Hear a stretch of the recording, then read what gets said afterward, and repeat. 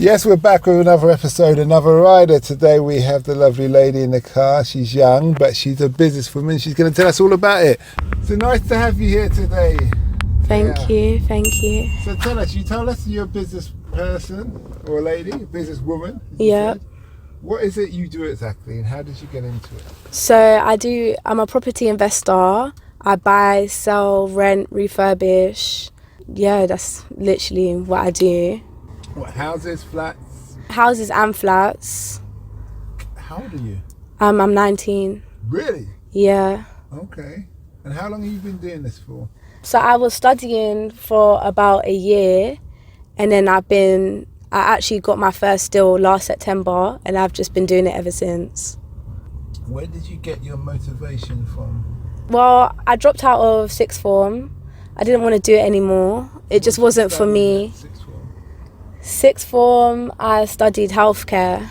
Okay. Because originally I wanted to get into sport. I didn't do well in my GCSEs. Well, I didn't do the worst, but I wasn't great in them.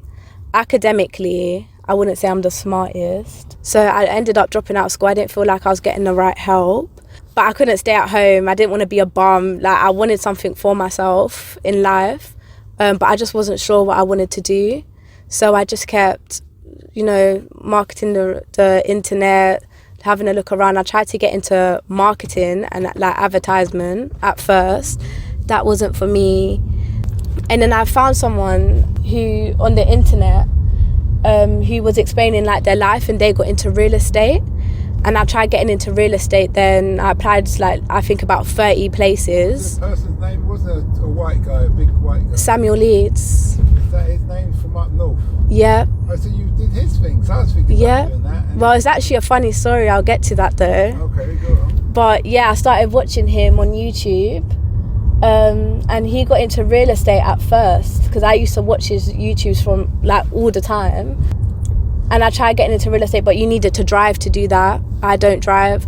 And I kept feeling like I was coming like into facing so much barriers. And I started giving up.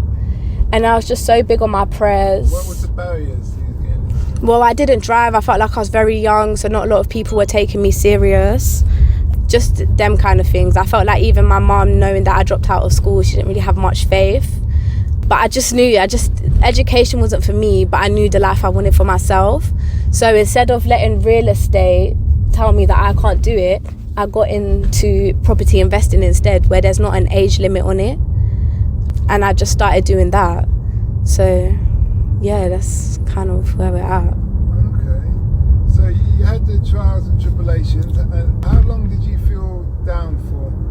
I felt down for a little bit. Like, I felt like I was in a place like I didn't know what I wanted to do. Like I said, the older people in my life didn't really have much faith. Like, I've dropped out of school, like you could just imagine. What did the older people in your life do? What did they do? Yeah, what do they do for themselves living wise? So my dad, he works like on like the railways, electrician and all of that. And my mum, she works in a care home for children. So you got the cliche Caribbean jobs there. Yeah. and now what did your father or your parents say? They're so proud of me now. They're boasting about you? Yeah, like literally. My mum and my dad, they're actually quite embarrassing. They don't stop boasting about me. Okay. So you've done your first property. Yeah. Walk us through that. What was it? A house? Flat? So my first one was a bit weird because I got into something at first because I started like with no money. I didn't have like an income or anything like that. So I thought, when you think of property, you think you need to be having money to get into that, but you don't. Like, I literally started with nothing and made so much profit from having nothing. But you just kind of got to know the tricks to it. You're going to share the love and explain the process of what you did? Yeah, of course. So there's something called deal sourcing. And basically what that is where in simple terms, you find a deal for an investor and you sell it on for a fee. And basically the most you can make in deal sourcing is 5k. So each deal you sell, you make 5k profit, depending on what the property's like. If it's like a 6-bed, you're most likely to get the higher end. And then if it's like maybe just a 1-bedroom flat or something like that, then maybe you can get like 2k from it. But the highest is about 5k. So I kept finding deals for investors, And then eventually I had enough to start investing in more properties. So that's what I done. And then I found another deal source, but this one was a bit different. So it was instead of finding a deal and passing it on, someone addressed me and said they want to move houses, but they don't want to do a swap. They just want to find somewhere else to live, just them. They're getting a divorce, they got money coming in, they want to find a property. Found you? These people found you? Yeah, they found me. How did they find you? Well, on my Instagram, on my social media now, I've had to kind of switch it. So in my bios and stuff like that, I've got my like business email, and I just started advertising myself on Snapchat, like where a lot of young people as well, my age, will see it and promote it. But so this person was an adult. Like when I say adult, yeah, she was an adult. Not that you're not an adult, but no, yeah, of course. But you're not over 25. So these people were established in a marriage, like. Well, it's weird because I get a lot of older people address me. Okay. Yeah, I mean, because they're the ones that are going to have money. People my age are not really going to be the ones investing in houses and stuff like that. But the more you network, the more your name gets around. So people begin to hear of you, you know, So your these network. people are at least in their 30s then? I think they're 40s, Okay. So late 40s, yeah. Okay. They're getting a divorce. Yeah, And you need to find one of them a house. yeah. Find one of them a house. They wanted to move over to Hastings. They lived like these sides around, I don't know if I should say her address. I won't say the area, but yeah, just southeast. But she wanted to move over to Hastings. So I did that. I went back and forth. I don't drive, remember, so I was taking trains like every week to go stay up in Hastings, do property viewings. I'd done maybe about 10 a day for about a week, and then eventually we found one. You seal up the contracts and then you pass it on, and she deals with the rest in terms of her solicitors and all of that. Then I get my fee for it. And that's where you get your 5k. Yeah. So how many days were you going down there for, would you say? So like literally I was down there for a week.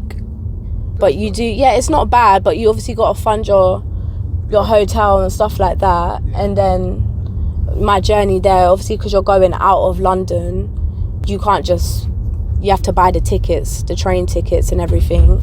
Yeah, about a week and about 10 property viewings a day. And this Sam was mentoring you?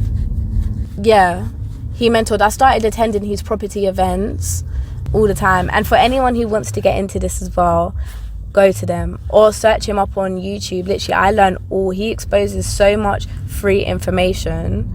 You can literally start learning tomorrow. Literally, I had no money. Oh, sorry. I literally had no money and started from nothing. Literally. Okay, that's good. So you said there's a story about when you met him. Yeah, so I done my first deal with him. Well, kind of. I went to his event. He kind of gets you do a lot of practical work. You don't just sit there and just listen to him talk for 10 hours. Like, he gets you to actually get involved. And I got my first deal at his property event. Oh, through him? Yeah, through him. And that's where it kind of all started for me. And I always, even on Instagram, he always replies to you. I've literally learned so much from him. Like, he's literally the best mentor. So how many properties would you say you've dealt with so far? So deal sourcing, I've done about 4 or 5 now, but I'm currently setting up an Airbnb in Canary Wharf. It's literally nearly finished up, which I'll be like promoting on my social media. And also I'm doing a HMO in Birmingham, which is it stands for housing of multiple occupancy, and it's where you rent out by room basically. So you're really going places. Yeah. So you're really doing well. You started all this when you was 18. Yeah, 18. What do you think the future holds for you? I think do you know what? Not to boast myself, but I'll give myself some praise. Like, I'm very confident with where I am right now, but I haven't set myself a limit. Like, I've set myself goals to reach, and when I reach them, I set myself more.